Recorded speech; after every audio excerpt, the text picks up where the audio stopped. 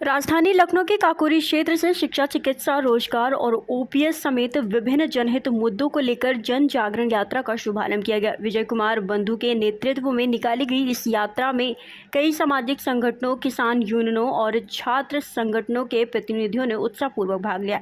यात्रा के दौरान प्रतिभागियों ने विभिन्न क्षेत्रों में पहुंचकर आम जनता से संवाद किया और शिक्षा व्यवस्था, स्वास्थ्य सुविधाओं, रोजगार के अवसरों तथा किसानों से जुड़ी समस्याओं को प्रमुखता से उठाया।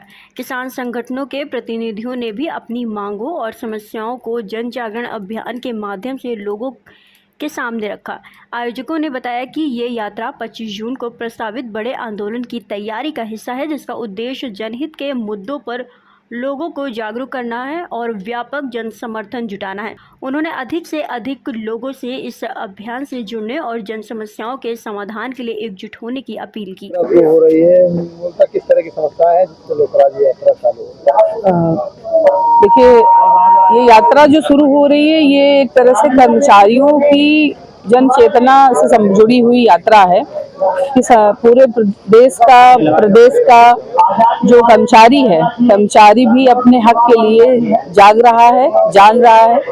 उसके लिए एक तरह की ये यात्रा शुरू हो रही है जिसका नेतृत्व विजय कुमार बंधु जी कर रहे हैं और उनका समर्थन प्रदेश का न सिर्फ प्रदेश का बल्कि देश के सभी छोटे बड़े संगठन कर रहे हैं। उसी के तहत हम nursing staff association SGPGI Lucknow हम उनका ओपीएस बहाली के लिए उनका समर्थन करते हैं और हर मांग में उनके साथ खड़े हैं। उसी के लिए यहाँ आए हैं। कहाँ से कहाँ तक जाएगा?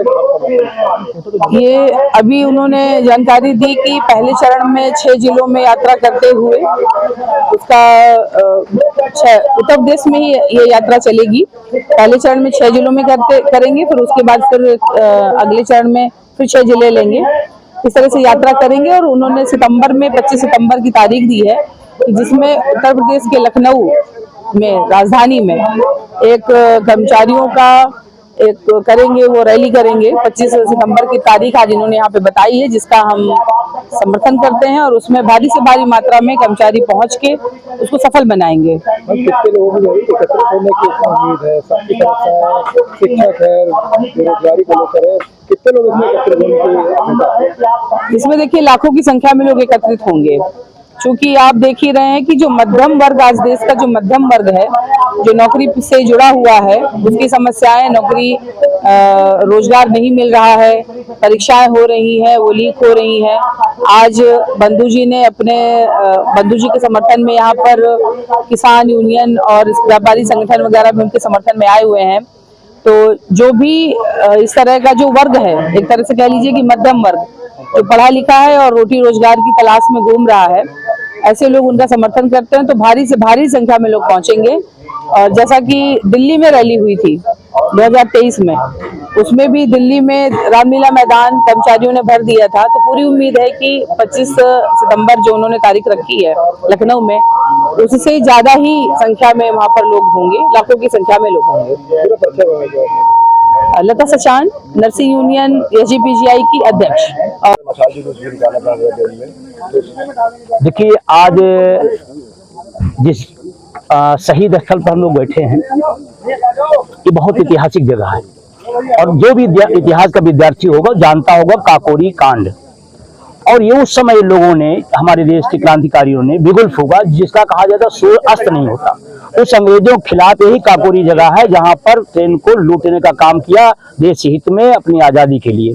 आज पहले मैं उन शहीदों को नमन करता हूं, प्रणाम करता हूं। उसमें मिर्जा हमारे आज उनका जन्मदिन भी है, हम उनको श्रद्धा सुमन अर्पित करते हैं।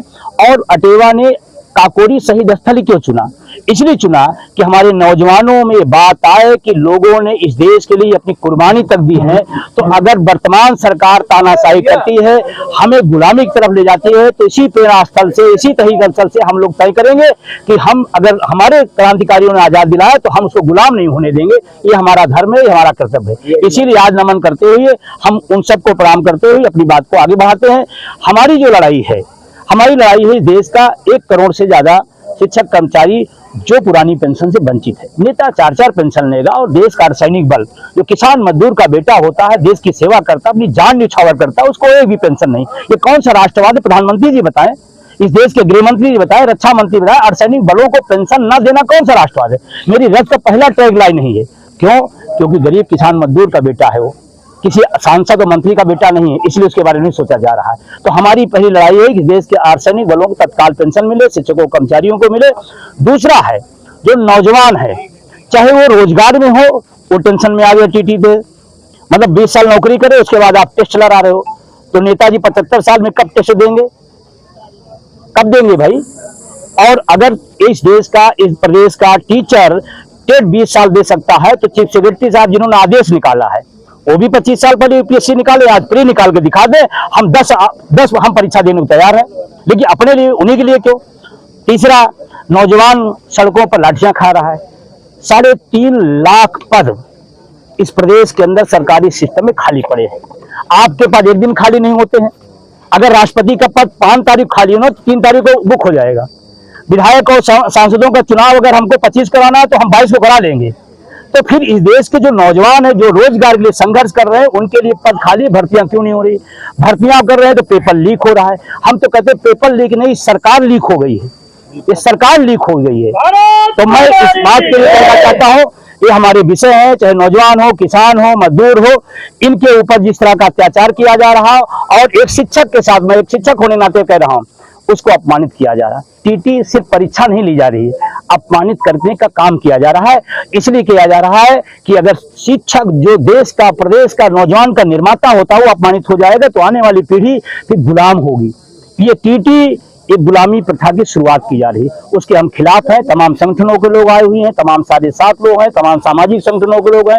मनीष जी बैठे हैं, किसान नेता हैं, कर्मचारी नेता, हमारी पीजीआई संघ के अध्यक्ष सचान जी हैं, हमारे सारे लोग, तमाम सारे साथी हैं, रामेंद्र जी हैं, हर विभाग के लोग, हर नौजवान। और आज इसमें एक अच्छी बात है, शिक्षक कर्मचारी तो है ही हैं, किसान यूनियन से भी हैं, सामाजिक संगठनों से भी हैं, और लखनऊ यूनिवर्सिटी के छात्र भी आ जाए हैं। उनको एक उम्मीद दिखी कि कम से कम 45 के टेम्परेचर में जब लोग एसी में बैठे हैं, अटेवा और उनके सहयोगी लोग सड़कों पर टेम्परेचर और बढ़ाने का काम कर रहे हैं अपने मुद्दे के लिए। ये हमारी मांग है, ये बात को लेकर के यात्रा यहाँ से स्टार्ट होगी।